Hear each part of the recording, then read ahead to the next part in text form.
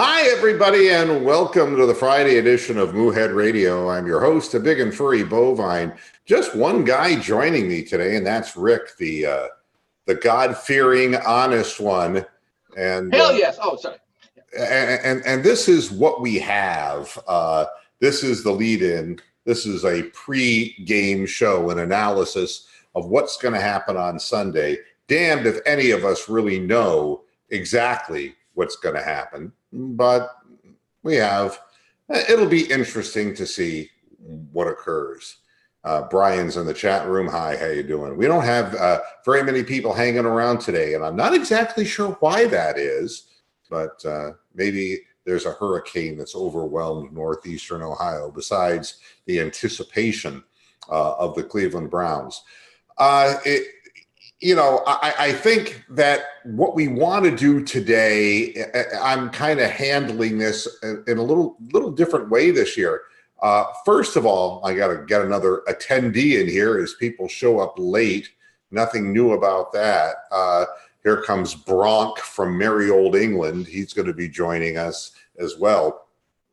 And so we'll whip him in here so that he can, and we'll unmute Mr. Hey, how you doing, Bronk? So how we're going to do this is to really start out with an overview of things. What would we expect in a situation like Week 1 playing the Tennessee Titans? I mean, there's specific information that we have found out today that might. I see Philip Slauson wants to join us, so I'll just. Here comes Mr. Bill's dog. We'll just get him in here. Lou Groza. Yeah, Lou Groza, the toe, man. Lou the toe. The fucking Hey, toe. Philip, how you doing? You can't night you. Hey, Mark, Nice little Peaky Blinders hat on there. Yeah. It's good seeing you, Philip. Here's the deal. And your guy, Cairo Santos, we're going to see him Week 1. How about that? The guy you wanted to be the kicker for the Cleveland Browns. Wow. I was just speculating if everyone got cut, if we would go after a veteran. That's all I'm claiming to. Yeah, well, and I'll tell you, that's not a bad situation for Tennessee. But the fact is that Tennessee does have some circumstances going on that are less than optimal right now. And I wanted to at least catch you all up. We know that Lewin, one of their starting tackles, is gone for the first 4 games of the season. But now they have 2 guys who have been taking turns being injured. A guy named Pamphile, who is their right guard, who is currently now they're claiming he has a knee injury, and he is the weakest of the offensive linemen of the Titans. And they say that he barely won out in his quest for a job in the preseason. And Jack Conklin, who is their starting tackle, who finally made it back to practice today after being hurt. So there are 2 potential weak links in addition on their offensive line, in addition to Lewin, who's gone for 4 games. That could be significant if you're, looking at the Cleveland Browns putting a pass rush on Marcus Mariota. The other thing is Arthur Smith, who is getting his first taste of being an offensive coordinator. Now, we don't get into the thises and that's of other teams until we play them. Arthur Smith has been with the Titans as a coach for 9 years, but this is his first year as an offensive coordinator. Was before the tight ends coach, and this is not an unusual route. That's how Rob Chudzinski, as I recall, became the head coach of the Cleveland Browns. And hell, look how that worked out. The bottom line is that this guy has been an offensive quality control coach. He's been an offensive line and tight ends assistant. He's been a tight ends coach. And, this during a time where statistically the tight ends have done very well for Tennessee, because honestly, they don't really have a quarterback who really gets the ball out to wideouts. Delaney Walker is their current Pro Bowl tight end. You know, and he's had a big year and expecting to have a very big year. All the way through last year, from the time he joined the team, Arthur Smith, as the tight ends coach, the tight ends accounted for almost 30% of the team's total receptions. This is, again, indicative of Marcus Mariota and the approach of a what the hell is going on over there? Jesus Christ, what are you doing? Jesus is here? Where? I don't know. It ain't in England. I can tell you that. It sounds like sounds like clumsy Jesus is in England. Goodness gracious. Yeah, but 30% almost of the team's total receptions going to tight ends. And in the same period of time, the Titans have ranked 5th in total rushing yards. And, you know, and this is why they have multiple tight ends on their roster. Some are blocking, some are receiving, and they're all utilized in the pattern and also as strong point of attack blockers. This gives us an idea that you're probably not going to see a lot different from Arthur Smith than what we've seen in the past from the Tennessee Titans. You know, with this in mind, I really wanted to take a look at the overview of the Titans 2019 season. And the questions that remain is very similar to what we unfortunately saw yesterday with Mitch Trubisky and the Chicago Bears. One of the worst football games I've seen in my life. I mean, and my analysis will begin with what I saw yesterday, because I have a feeling we're going to be seeing a lot of this shit in week 1. And that is really week 1 now is almost turned into what looked like, at least yesterday's game, like a preseason game where the defense dominated the offense. The offenses couldn't get going. Aaron Rodgers looked like a little sissy girl. He only completed 18 of 30 passes for 201 yards and had like a 29 quarterback rating. And Trubisky was no better, throwing little dink and dunks. The receivers weren't even getting out into the pattern. If you watched yesterday's game, it was a peculiar thing. I mean, nobody could hold out the defensive lines, and it was just really a dull game unless you're really – if you're the kind of person who likes a 1-0 baseball game, then you liked, you know. If you like soccer, yeah, you liked the game yesterday. But I didn't mind it. I thought it was a pretty good game. NBC wasn't fapping over it, believe me. It was not a good game. And I'll tell you, Aaron Rodgers didn't look like he had really good arm strength, but why would he? He's old, he's been racked around a lot, and he hardly played at all during the preseason. And the same thing could be said for Trubisky, who only took 3 snaps during the entire preseason. This was, in essence, kind of a game 1 where neither quarterback had played and gained timing with his receivers. And it looked that way. That's what it looked like to me. The thing that was really strange is that the Bears, they ran, I want to say, 67 plays in the game, and only like 15 or 16 of them were running plays and the rest were passes.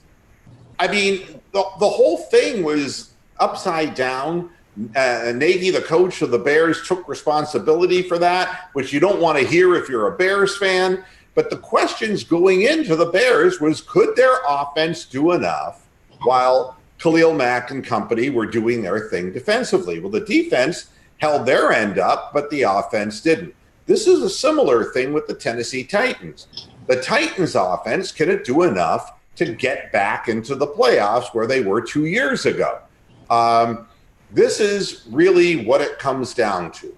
And it's going to come down to this all year. It's the offensive line keeping Mariota upright, literally giving him time to throw the ball. Then it will be Mariota's ability not to hone in strictly on tight ends, but to try to distribute the ball to a couple of new wide receivers who they got during the offseason.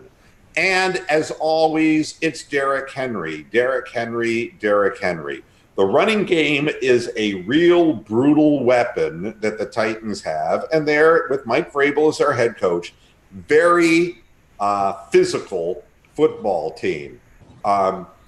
the two biggest free agent moves that Tennessee made to really make themselves a little bit, more rated pretty even with the Cleveland Browns in terms of where they are rated in preseason polls, was Roger Saffold getting a $44 million contract. He's a left guard and a solid football player. And $36 million for former Tampa Bay Buccaneer Adam Humphries, the wide receiver, trying to get them help in the wide receiver corps. They used a second-round pick on A.J. Brown, who, there's questions about A.J. Brown, about his size and about his durability and his readiness to play. The thing is that A.J. Brown is not in the top depth chart. It doesn't mean he's not going to make the field. It just means that he's not one of the top 3 or 4 rated wide receivers on the roster coming out of preseason. They've got Ryan Tannehill to back up Mariota, just in case the offensive line doesn't do what it's supposed to do. The Titans' schedule doesn't do them a whole lot of favors. One thing that it does do, though, in the playoff hunt, you're starting out in Cleveland, but it's the week 2 matchup against the Colts now that Andrew Luck has decided to retire. Luck was 11-0 against the Titans. But with his retirement, that's all in the past. And so that's a really important week 2 matchup for them. The hardest part of the schedule, oddly, is the end of the season, which is always tough when you're fighting injuries. Weeks 13 to 17 takes a road trip to Oakland, 2 games against the Texans and a matchup with the Saints. Those final 4 games could very well determine whether this team is just going to sit it out or is going to try to get in under the wire. They're predicted right at about 8 wins, that rarely at 7.8 specifically for the season. So they're being projected as a 500 team. Don't forget that the Browns were 7-8-1 last year and really have no history as of yet of really being anything more than a 500 football team, and they go until they go out in the field and prove it. A.J. Brown is a big question mark, all right? The 2 receivers who are the wideouts are Corey Davis and Adam Humphries. But I think that they really want A.J. Brown to move in to a bigger role as far as the offense is concerned. The way Vegas looks at him, 50-1 Super Bowl odds, the over-under at 7.5, and a better chance to not make the playoffs than they would make the playoffs. The most interesting of the player bet kind of things is the over-under at 18.5 touchdown passes for Mariota. He has thrown for 19 or more twice in his 4-year career. They're hoping that A.J. Brown, Adam Humphries, and of course, with a healthy Delaney Walker, that there will be more of that from Marcus Mariota. And a lot of weight is on Delaney Walker to hit 1,000 yards again in receptions. But he's 35 years old, and you just don't know. So these are the questions going in as far as the overview of the Tennessee Titans. We'll turn to the panel right now.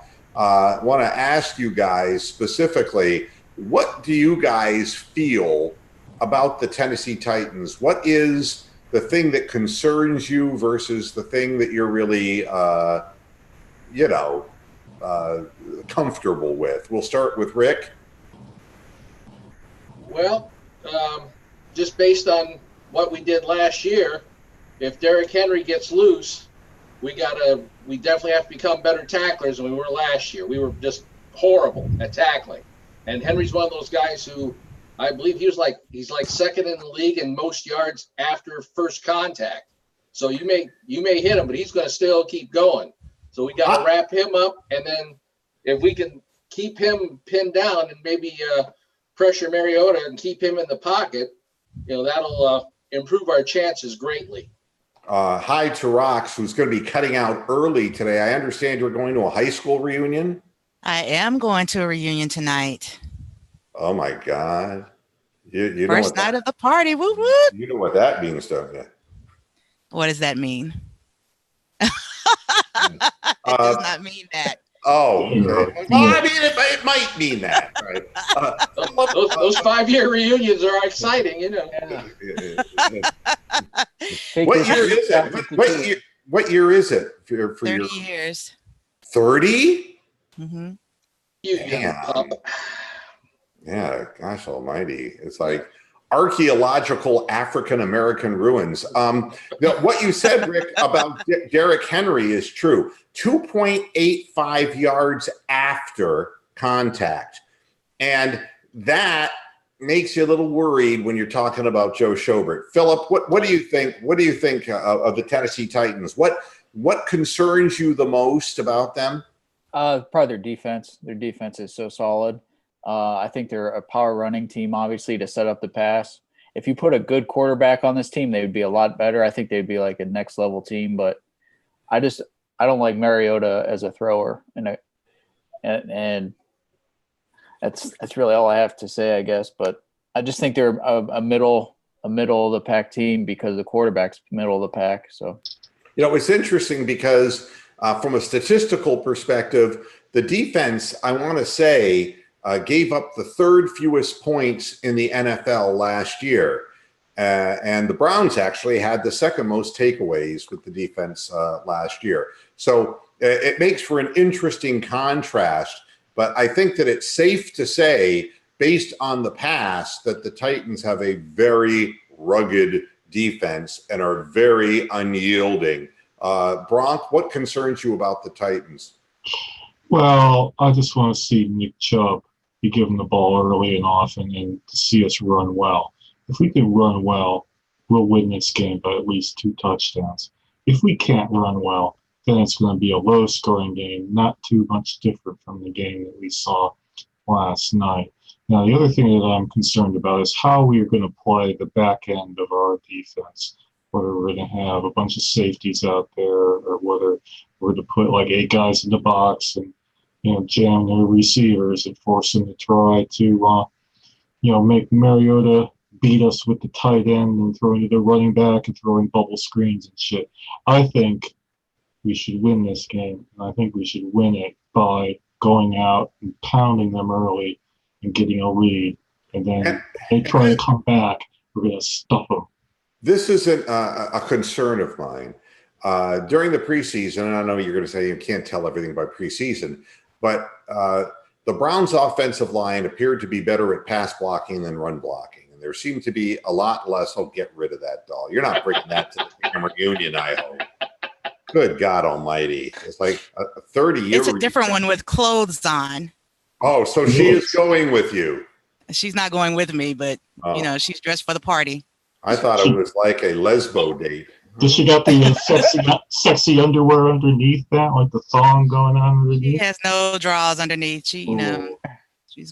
We're not looking at the We'll take your word for it. We'll take your word for it. But my concern is if we weren't opening holes for running backs, and this team will hurt you. And if we can't gain yardage on the ground, our offensive line will be attacked in must-pass situations. As far as what we do from a defensive perspective against this team, there's this concern from the Tennessee side that losing Lewin for the first 4 games of the year springs a leak in their offensive line, and the guy who's replacing him is not nearly as strong a player, and there's going to have to be help side for that guy. And with the Browns being in a situation where you have Myles Garrett, you have Sheldon Richardson, you have Olivier Vernon, where does the help come from? And I think you're going to see 2 tight end sets to try to, I think that I could believe that along with Derrick Henry, you might even see tight ends kind of in the backfield to lead the way to kind of help out to establish not only the lack of penetration they want from the Browns defense, but to establish Derrick Henry in the running game. What we know is that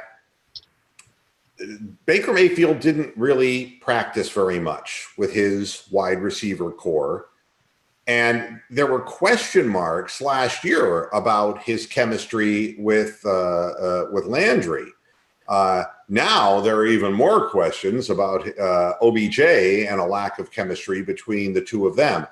And OBJ acknowledging to the press that this hip injury hasn't completely gone away, that he's afraid to open up and run at full speed, to which the Browns couldn't seem to get their story straight. I mean, the defensive coordinator, Wilks, and the offensive coordinator / head coach, Freddie Kitchens, both saying, he looked like he's moving pretty good to us. And then Monken coming out and saying, no, I didn't see him going at full speed at all during this, during the course of preseason. So there's reason to believe that, and I'm always worried about hip injuries. Say Isaiah Thomas to me, and I'm always worried about hips because they can end up. Well, let's just say, it's just not Shakira. Hips don't lie. The problem. Thank you. I am topical, I am reasonably current. So that's all part of the concern that I have. You got to get in the backfield. One thing we know about Marcus Mariota, 68.9% completions last year. Now, he doesn't complete passes for big yardage, and nothing about Adam Humphries particularly, or Corey Davis particularly, scares me as far as big plays unless somebody busts coverage. But a lot of accuracy. The question with Mariota is the question with Trubisky. When there was pressure on him, Trubisky just panicked. He didn't look like he was seeing the field well. He was throwing the football way too early, like he had no timing with his receivers. So the ball was being let go too soon.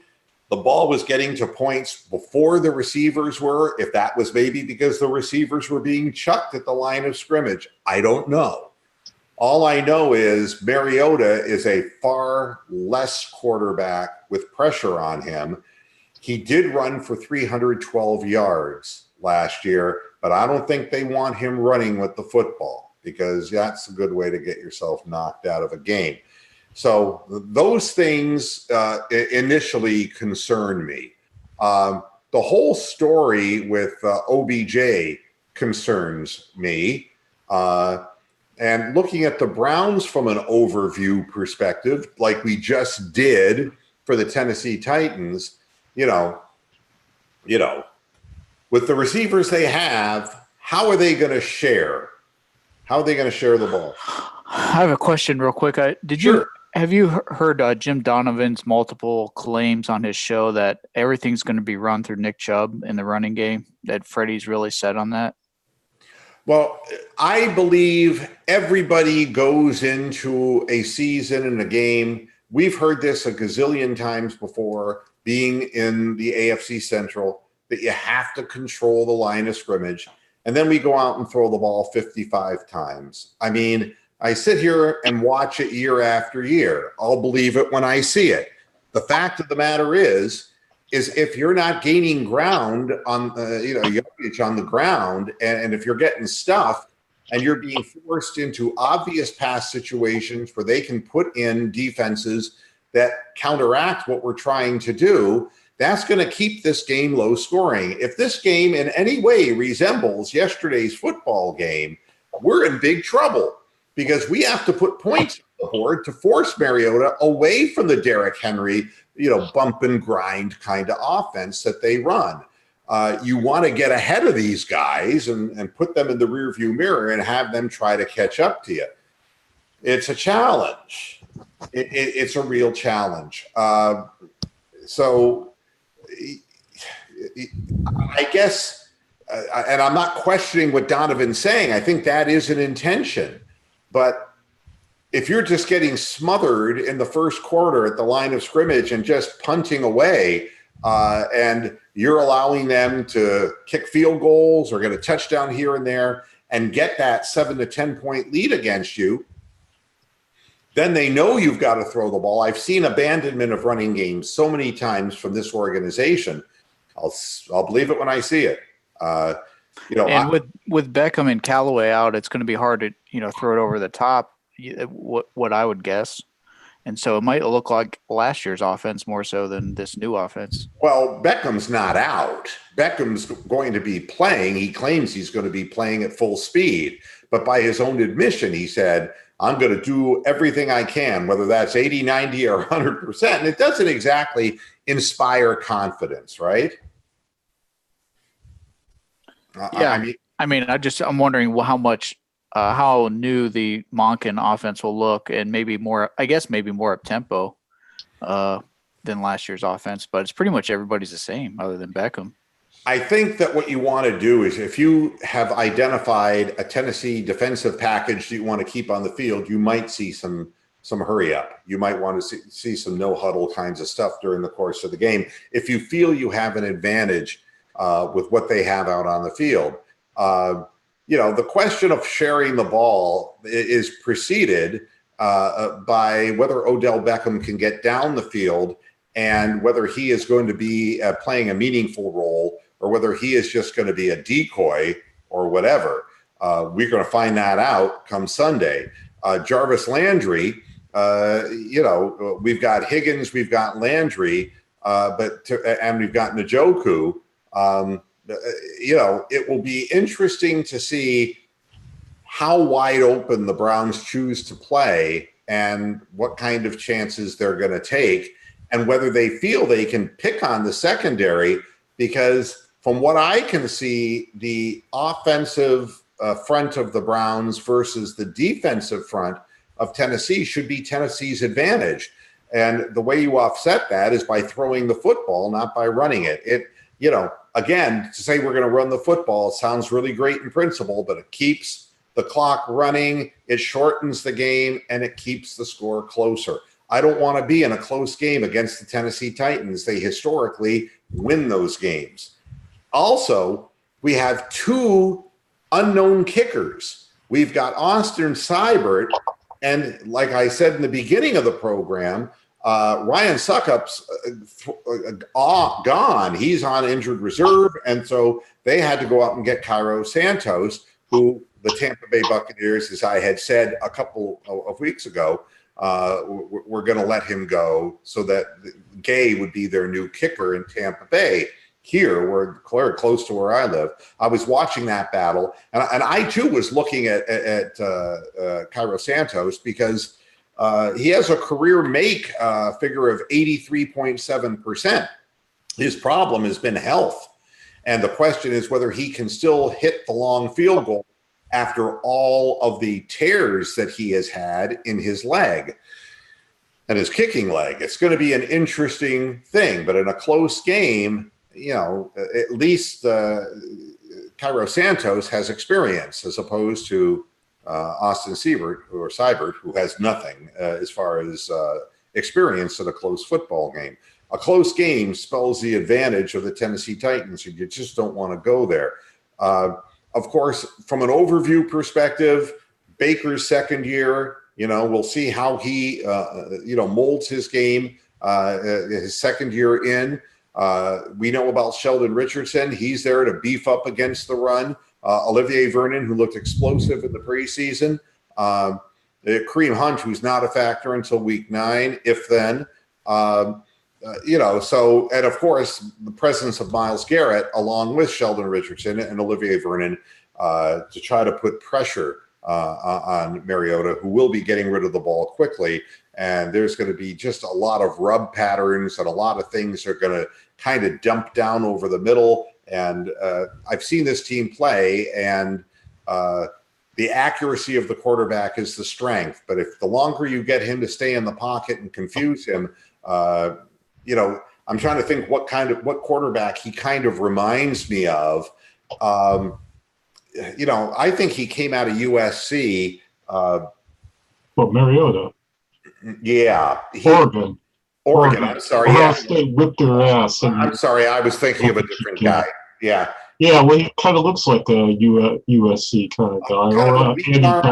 He was a noodle-armed quarterback coming out of college, and I think the question was the system that he was running at Oregon at the time. That was the whole Skip Kelly thing. Is that Chip Kelly? Chip Kelly. Chip, my three sons. Bert and Ernie. It's all the same. Yeah, back your microphone off a little bit because you're splattering a bit, Bronk. I'm sorry. Okay, I'll see whether I can do that. Yeah, but I don't. We want to understand everything that you're saying because you're brilliant. No, you're brilliant. At least you didn't think that Mariota came from USC. The thing is arm strength becomes a factor here, and the longer a guy's career goes on, with him being more of a game manager, and when what you give him is Adam Humphries as a Christmas present, then you're going for possession. You've accepted the fact, and it's really not so different than Ryan Tannehill in essence, although Tannehill maybe has a better arm. I'll tell you what it reminds me of is, remember Chad Pennington, the guy from the Marshall? Yeah, a very high completion guy, but not a guy who was going to really whip you down the field, but kind of move the ball down the field in, long possessions. The Jets, as a team, have had dozens of quarterbacks like Mariota. There's so many guys like that. I think you've spent 30 minutes citing all these things that you're worried about when we're actually going to win this game. I think the Titans are no better than a glorified Cincinnati Bengals. They got a better defense than the Bengals, but their quarterback's just as good, their run game just as good, their offensive line just as good, their special teams, meh. So we should win this game, and the way we win this game is by getting 2 touchdowns in the first quarter. Yeah. Get out of reach. You sound like a fan. The bottom line is I saw what happened in yesterday's football game, told me something, and I want to make with an exclamation point and with a little yellow magic marker how many defenses dominate in week 1 of the NFL simply because teams were resting, not playing big name talent in order to protect them against the bump and grind of a 17-week season. And that this might end up hurting certain teams. And I'm not saying the Browns don't have a good offense. I'm not saying that they're not a talented football team. The question is, the defensive teams that are proven will have an advantage when teams take that strategic tack. And Baker didn't play very much. OBJ didn't play at all. Landry didn't play hardly at all. I'll be honest with you. The third game of the preseason, we looked awful. And that was what happens offensively when a team is stale, they're not sharp. And I know you're going to say, well, it's because these guys didn't play.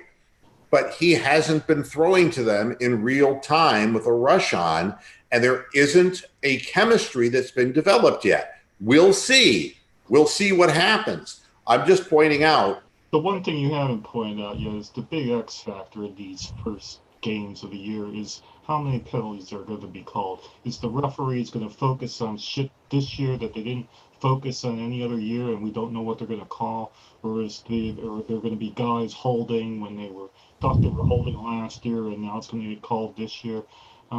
There was how many penalties were there last night? 20.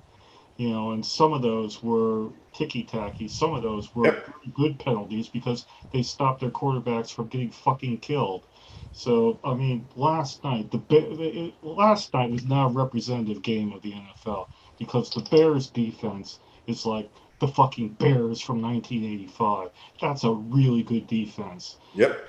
And the Packers defense, is pretty good. It's like, top 10 defense. You can say that they're pretty good, but they look like the monsters of the Midway to me yesterday. And part of that had to do with the fact that receivers weren't open and that Trubisky was not playing well, and there was no balance in the offensive scheme for the Bears. But again, Trubisky. So, you know, mentor, you know.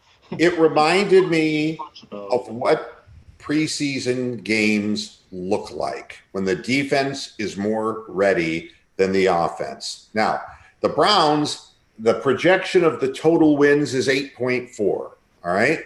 So the gamblers don't see the Browns as much more than an 8 to 9 win team because they haven't proven themselves. Their chances of winning the AFC North are at 31%. Their chances to make the playoffs at 46%. All right. A 4.6% chance to make the Super Bowl. So this is a team that is expected at about 8.5 wins versus a team that's at about 7.5 wins. This is not a blowout if you look at the way the gamblers are looking at this football game. Now, anything can happen in a home game. Somebody can catch fire. God only knows. If the Browns start out hot, it's going to be really hard for Tennessee to catch up. If the Browns start out making mistakes and look nervous, then the fans might not be so enthused because we've lost, I think, 14 game ones in a row in Cleveland. I think that's the statistic. So, you know, we only won one home opener since we came back in '99. And this is, you know, the fans who were there, and the stadium holds 67,000 people. That 67,000 can go from mayhem to silence depending on what happens. All right. As far as the most important game, November 14th, Pittsburgh visits our stadium, and that's a big Thursday night showdown. That's a huge game. You gain confidence by beating teams in your division. The hardest part of our schedule, well, you've got the Rams at home in week 3, and then back-to-back road trips to Baltimore and San Francisco. And that's followed by a home matchup with the Seahawks on the 13th. Tough stretch. The week 7 bye, good for the Browns because I prefer having the bye in the middle of the year, so any early injuries might, give you an extra week to get going for the back half of the season. The problem is right after the bye, we got to go to New England, which Pittsburgh is going to be doing, first game this season. So we got to go to New England on October 27th. This is, the schedule ranking of the Browns is number 23. All right. Its schedule ranked the 3rd toughest in the league last season, but 23 this year, which doesn't seem that difficult. But here's the deal. Yeah, I think you're just expressing a lot of anxiety, and it's similar to the anxiety that Browns fans had last year at this time, because the Browns had obviously a much better talented roster at the beginning of last year than they had ever had recently before. But there was still this thought like, well, when are we going to ever win our first game? When are we going to ever prove it? When are we ever going to do this? Well, they fucking nearly beat Pittsburgh with Tyrod Taylor. They nearly beat New Orleans. And then when Tyrod finally got concussed and Mayfield came in with no reps with any of the number 1 guys, went in and won the game.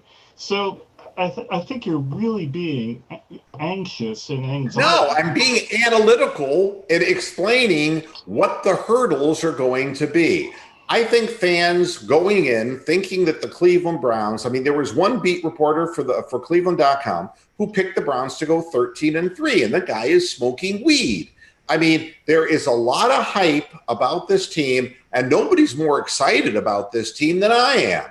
But the fact of the matter is let's remember where we are in the process right now. We're coming off of a 7-8-1 season. We've got talent, but it takes a time to build a chemistry and a rapport to implement that talent on the field. We also have a new offensive coordinator and a head coach who's still insisting on calling the plays, and an offensive coordinator who's going to sit up in the booth. Now, it may work seamlessly, but it's new. And anything that's new, that's not thoroughly practiced, there's a chance that it's not quite ready for prime time. All I'm pointing out is in a low-scoring game, Tennessee has the advantage. In a high-scoring game, Cleveland has a bigger advantage, okay? And a home field, Cleveland has an advantage. We have 2 out of 3 on our side, and I think the Browns should win this football game. I'm just simply pointing out that there are hurdles that we have to overcome. It's not going to be easy, and establishing a running game against this team is something that people didn't do last year. They didn't do the year before, and I see no reason why they would be doing it this year.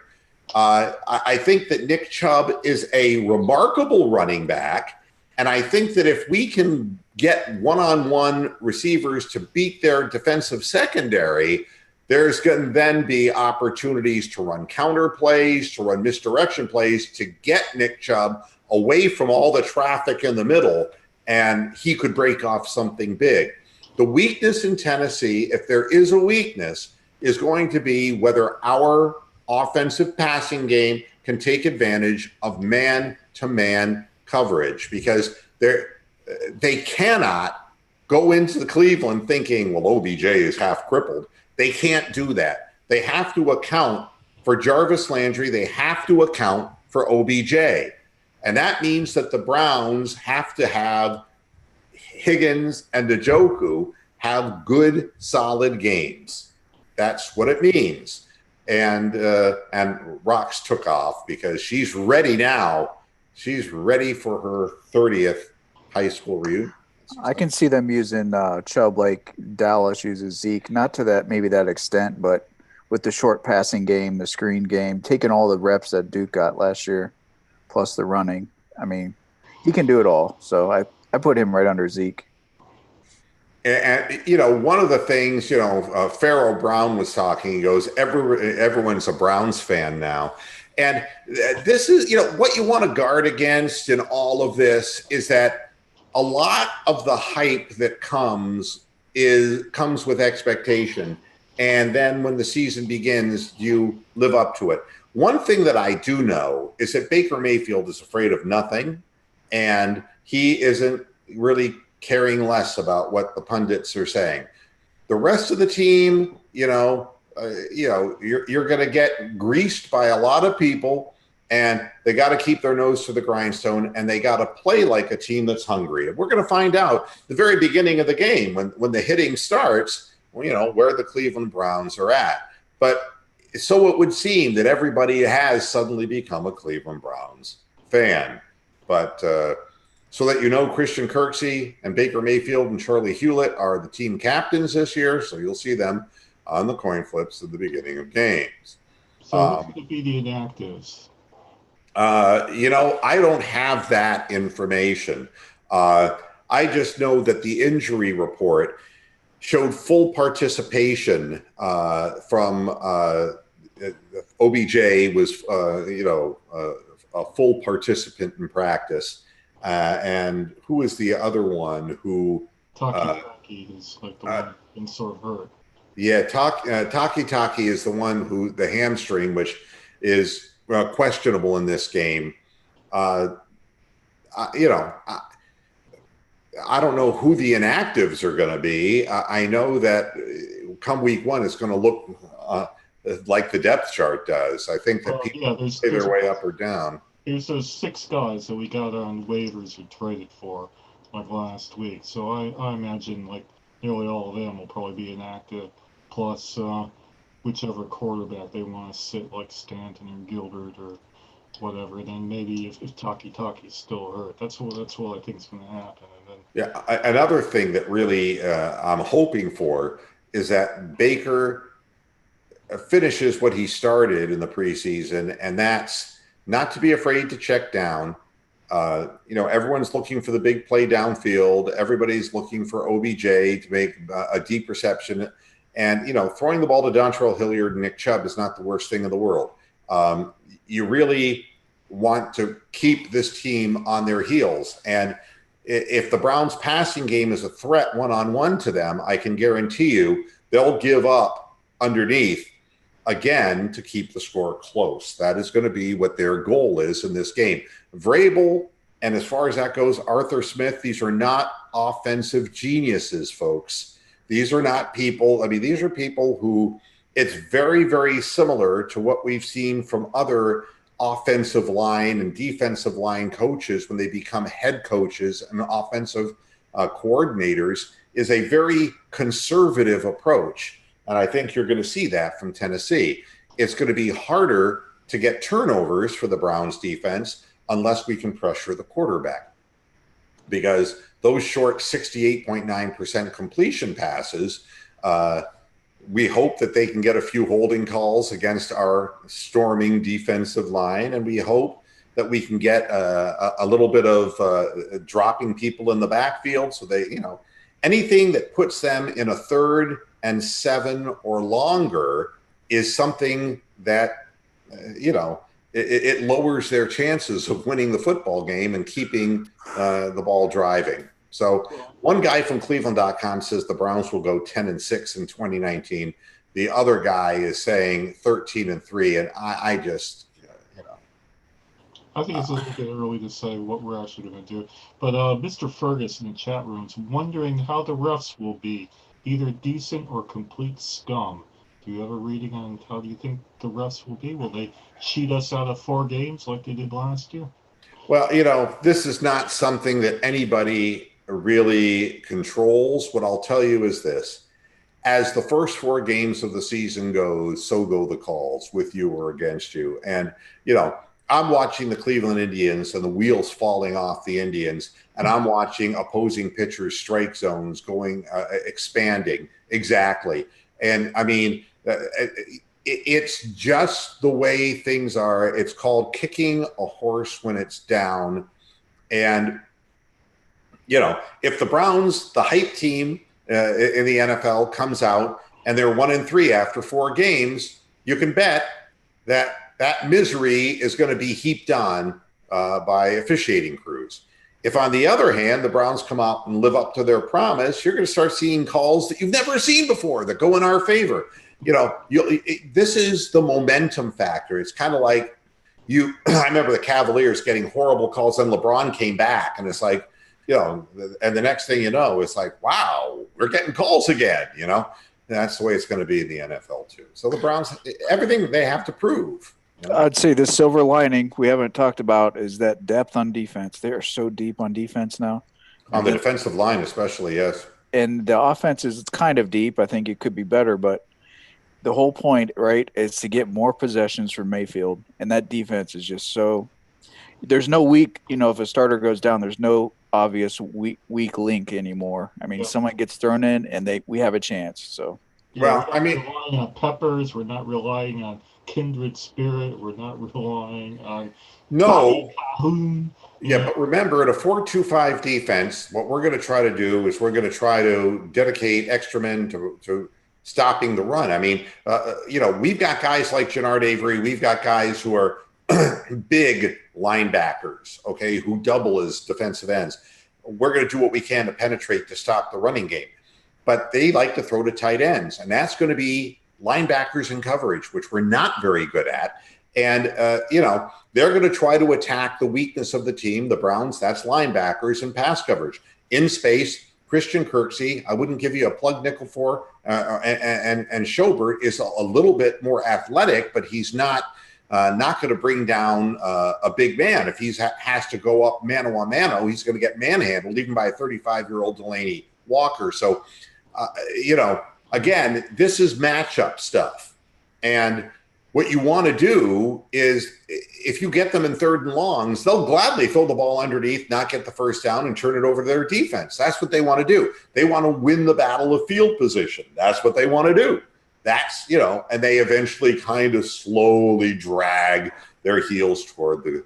I believe Myles Garrett when he said that Greg Williams really held them back in certain ways last year.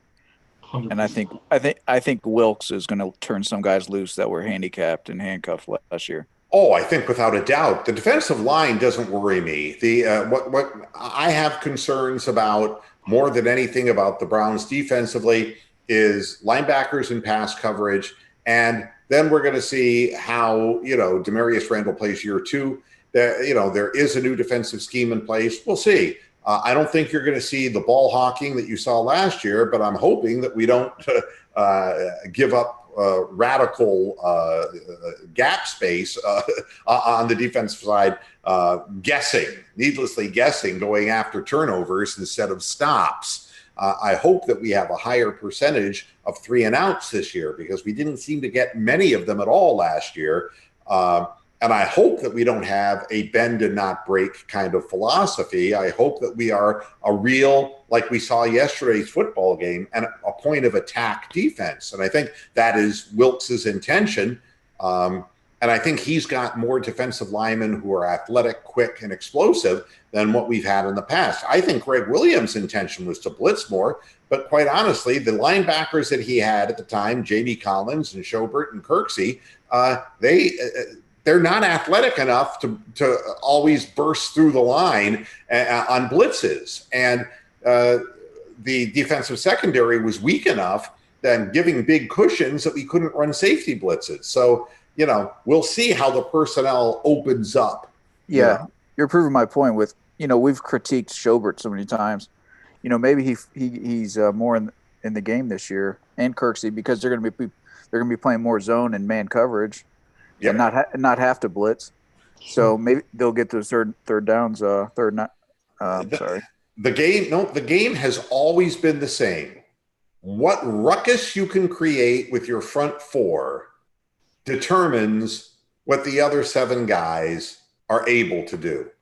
If you can get a pass rush with 4 men only on the front line, then you have the luxury of blitzing on occasion. You have the luxury of dropping people back into coverage. You have a tremendous advantage.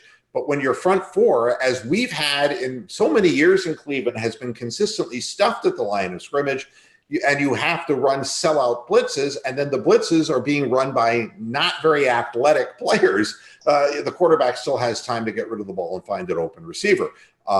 This year, for the first time, I see evidence of a defensive line that has the ability. I mean, if you put Myles Garrett and Ogunjobi and Sheldon Richardson and Olivier Vernon on the field together,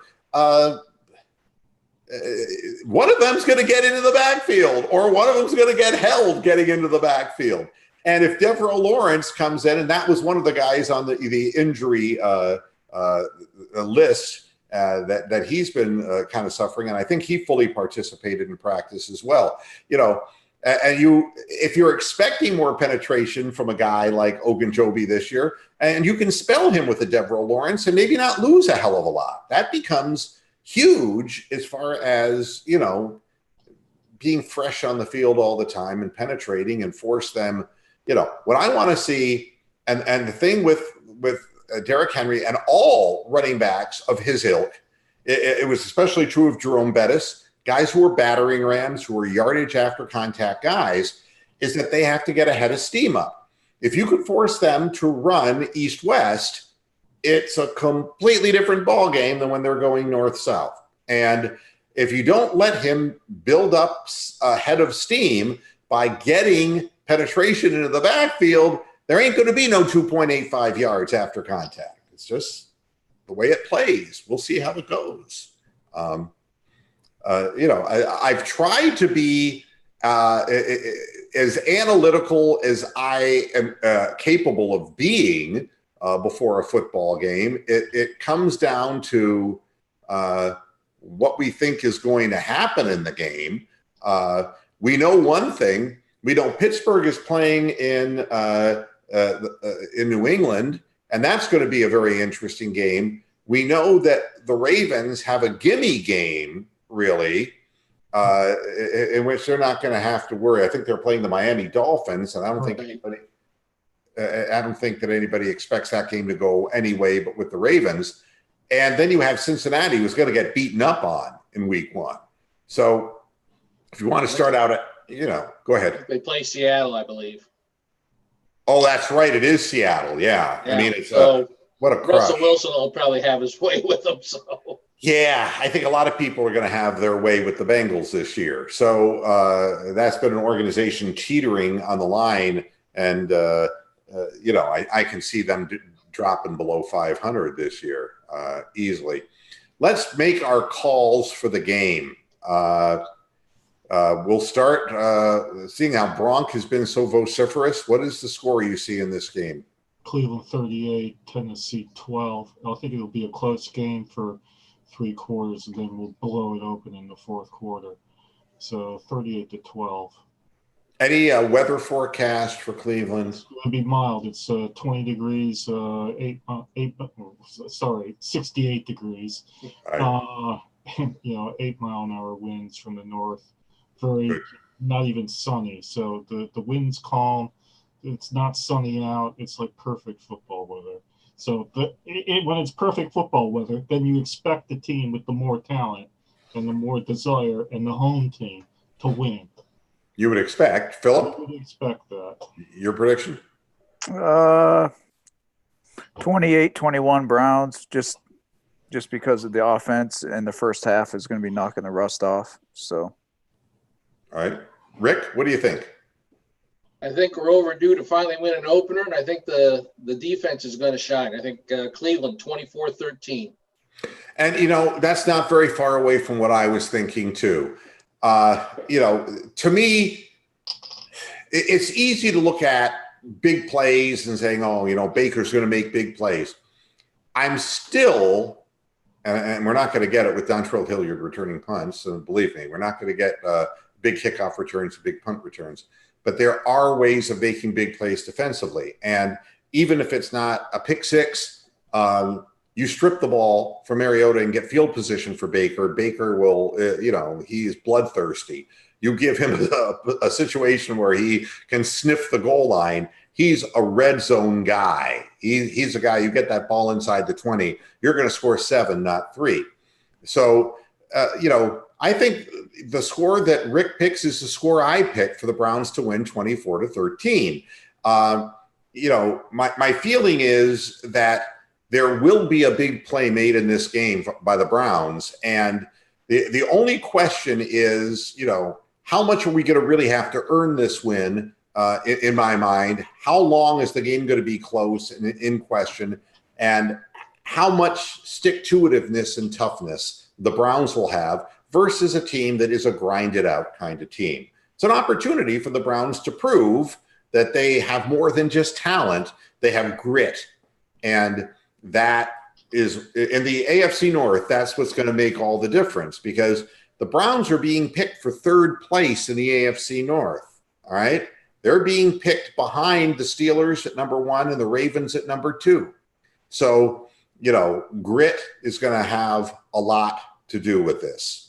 Our kickers are going to be tested right out the gate. Yeah. Close game. Yeah, that's it.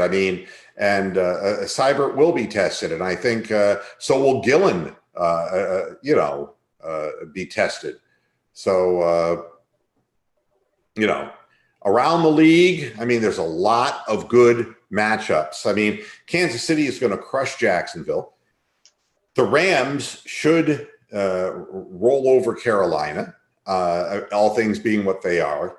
Atlanta and Minnesota is a tough pick. I saw that Diggs, their wide receiver, is that the guy's name, for Minnesota, is injured. And they're not going to play. The Falcons are going to win that. And that's not just wind up Tony the Calf. I actually have picked the Falcons to win that game. That's a real possibility. Washington, God only knows. Against Philadelphia, I think Philadelphia is the team that will win that game. They're the home team. Buffalo and New York, an early battle of New York. And, that's a game that Buffalo looks so good to me in the preseason. They are a good team. Yeah, Buffalo might be really good. Yeah. They could be a wild card team this year, Buffalo. Yeah. And Baltimore, Miami, that's nothing. Miami is somewhere in not a good place. Jacoby Brissett going, to the Chargers. That's not easy if you're Indianapolis. That's not easy. No, it's Bosa fit. Is he healthy? Because he'll eat Brissett for breakfast. yeah. And then Cincinnati going to Seattle, honest to God, is like Custer and the Indians. You're walking into a goddamn maelstrom. the Giants and Dallas. Dallas will look good for week 1, so Skip Bayless will be happy. San Francisco and Tampa Bay. San Francisco is a team they say is going to be improved. They can prove it by playing Tampa Bay and beating them in Tampa Bay. Yeah, I think Tampa Bay will win that. Yeah, I think a lot of people down here feel that way. Detroit and Arizona, I will believe in Detroit when they bury Patricia. I don't believe that the Lions have a whole hell of a lot. Although Arizona, what a disappointment that Rosen doesn't even start for that team, that they're going with Ryan Fitzpatrick there. Really? But I thought they'd start Kyler. Rosen's at Miami. Oh, Kyler okay. Murray started I'm in the for wrong place. Arizona. I'm sorry. You're about a trade or two off. Yeah. Who can keep track with where Ryan Fitzpatrick is? God's sake. Playing for what? What's this, his 7th team now? Or Yeah, God. Kyler Murray is again, he'll at least have a home field, And Detroit, I don't know. That's a franchise that just doesn't excite me. The Pittsburgh-New England game is going to be a tough one. I mean, I did stay up and watch that game. Yeah. That's a game worth watching, and that's a national televised game, so that's a good one to watch. Houston and New Orleans. Browns are on live here, and it's the first time they've been a live, 1 o'clock game here for, I don't know. Ever? It's been a very long time. I think the Texans are going to lose in New Orleans, and Denver and Oakland. Oh my God! I mean, Oakland is God only knows what. And Denver, I don't even. Oakland's going to be shit. Knock on wood if you're with me. Yeah. I mean, I don't. That Denver-Oakland game is not really something that I'm all that interested in looking at. I'm interested to see how Pittsburgh plays without Brown. Say what you want about him, but he bailed out Ben Roethlisberger so many times in his 5 or 6 years in Pittsburgh. I always thought Big Ben's overrated without him. So they got this new kid who's really good, and I can't for the life of me think of his name, like a rookie or second year. Schuster. Smith No, Schuster. No, there's another guy. There always is. Last year. There always is. And what there is an offensive line that keeps Ben on the field. Yeah. And that becomes, the real issue with the Steelers has always been the same thing. I think if anything would hurt them, it's like losing guys like Le'Veon Bell and guys who were part of the lineage of the run-first Steelers, which honestly, the more passes in his career in a game that Roethlisberger would throw, the worse their record was. I mean, it's an amazing statistic. The fewer times he throws, they said that if Ben was like between 25 and 30 throws in a game, invariably the Steelers would win. Do they have that kind of ability to be able to run through opponents, with guys like Connor and people of that ilk compared to the running backs they've had in the past? And you bring up a point, losing Antonio Brown. There's always seems to be a wide receiver. They're good at drafting guys who fit into the system. The real question for me is at what point does that offensive line with an injury allow leakage? And, an old Ben Roethlisberger, at what point are his ribs susceptible to getting hammered again? And, if he misses 3 or 4 games this year, they're not going to win without him. That's really the picture I paint of the Steelers. Well, you see a New England line actually getting the Roethlisberger, because New England, to my mind, never has. They tend to strangle people on their defense, not blitz them to death. So I don't know. I mean, he might be able to stand back in the pocket, but not find anybody to throw to because they're covered. Yeah, well, biggest matchup's going to be Juju Smith-Schuster against Stephen Gilmore, their cornerback from New England. That's going to be the big matchup right there. Who can outshine who? Belichick will take him out of the game. Yeah, and James Washington is like the 3rd or 4th receiver. That's the guy I was referring to on Pittsburgh. Okay. I mean, again, to me, everyone keeps predicting the demise of Ben Roethlisberger. He's going to go down. The odds are fucking happens. Well, it never happens. Yeah. But I mean, there are odds involved in these things as a player gets older. The real question is how much does he get hit? Right. Not, and you can get hit and still complete passes, but at what point does he not get up? And then it goes down to the referees on roughing the passer calls too. No, but that doesn't put him back on the field if he's hurt. So, again, I know that Pittsburgh fans are praying to the baby Jesus that nothing happens to Ben Roethlisberger, because what's behind him, Rudolph that's behind him, the red-nosed reindeer. But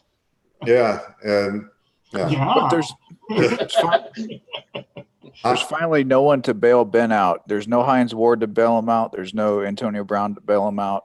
I just want to see what happens. Well, I think we all would like to see something bad happen to Ben Roethlisberger. I think that we can all agree on that. But, I mean, again, I respect the organization for their ability to stay on top for such a long period of time.